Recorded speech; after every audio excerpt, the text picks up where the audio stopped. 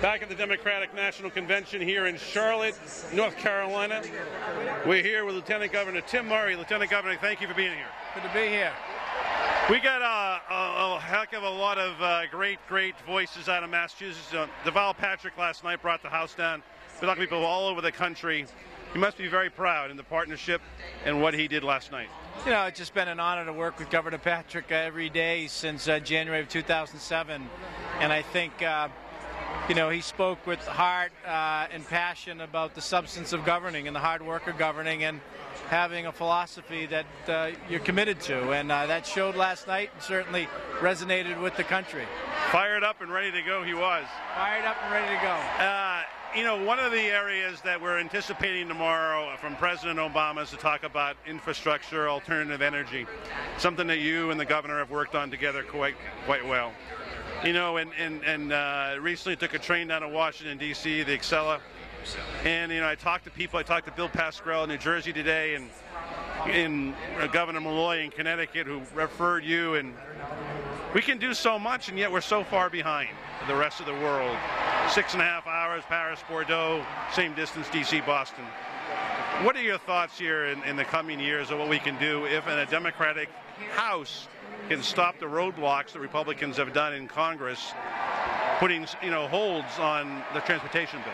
Well, you know, thankfully under President Obama's leadership, working with the Congress and the Senate, you know, we were able to get the federal stimulus package passed.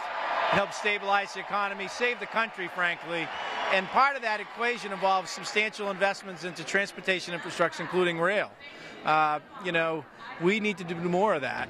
It unlocks jobs, it's environmentally friendly, and it's just a way to promote economic growth throughout, you know, the country. So, you know, if we can all do our part, do our work, and re-elect President Obama and work to make sure that the Senate and the House come back strong democratically, we can continue this investment and catch up, as you well mentioned, with other parts of the country which are well ahead of us on rail infrastructure in particular. Well, you know, it's just America can be #1 in so many places, and we are. But when it comes to alternative energies, it comes to rail, you know, we're behind because the investment from the previous administration, the previous Bush administration, was not there. When we look forward, one of the things we always talked about on the morning show and now on the afternoon show is the fact that Massachusetts put the investment dollars there. And in a lot of ways, America followed Massachusetts on health care, and I'm hoping that they follow on alternative energy like wind and solar. Your thoughts about that, and maybe the discussions with other individuals, both in the administration and in Congress? You know, without a doubt, the bond bills that we passed, the transportation bond bill, the accelerated bridge program, the Green Communities Act, those invested in our transportation infrastructure, invested in a new innovation economy around clean energy and green jobs.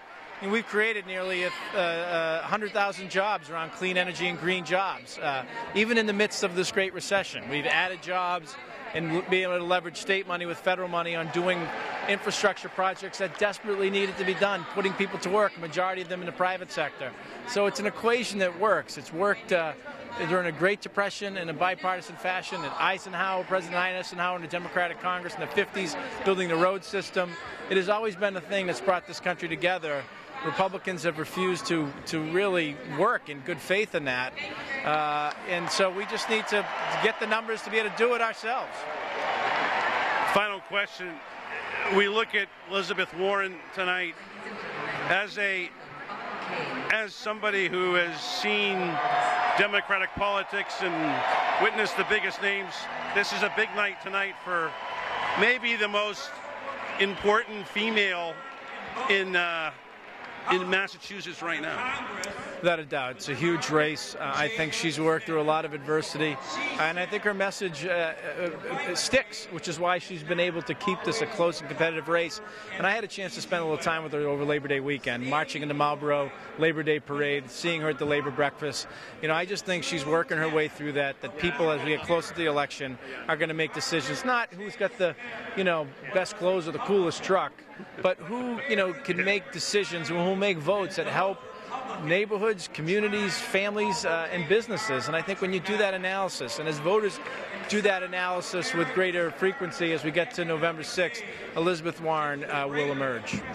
We'll be seeing a lot of Lieutenant Governor Tim Murray over the next couple of years. Absolutely, absolutely. Thank you, sir. Thanks. Great. Take care. All the best. Thank you, man.